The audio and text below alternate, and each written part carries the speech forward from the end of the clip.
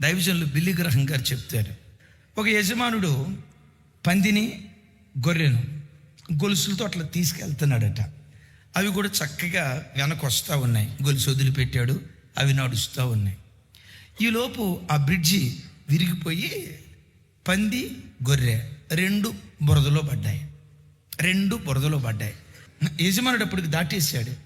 వెనక తిరిగి చూస్తే ఆ బ్రిడ్జి ఇరిగిపోయి పంది బురదలో కూరుకుపోయింది, గొర్రె బురదలో కూరుకుపోయింది. విచిత్రం ఏంటో తెలుసా? పంది బురదలో కూరుకుపోయిన తర్వాత ఆ బురదలో జలకాలు ఆడుతుంది.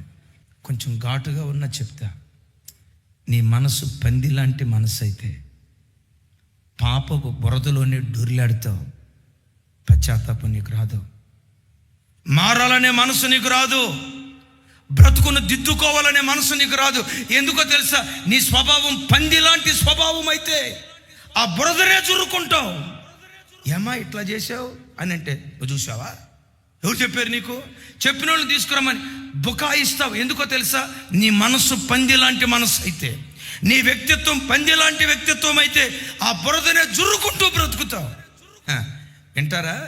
నీది పంది లాంటి మనసు అయితే సిగరెట్ వేస్తూనే ఉంటావు, మందిరానికి వస్తావు, స్తోత్రం యేసు రక్త విజయం స్తోత్రం అంటావు, మందు కొడతానే ఉంటావు,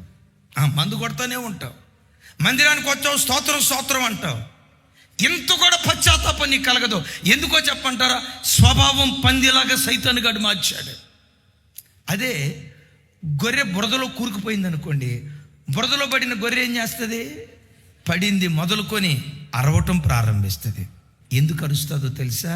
నా అరుపు విని నా కాపరి పరిగెత్తుకుంటూ వస్తాడు. గొర్రె ఎంతవరకు అరుస్తావు? నా కాపరి వచ్చే వరకు. ఎంత పెద్దగా అరుస్తావు? నా కాపరికి వినబడే వరకు నేను అరుస్తూనే ఉంటాను.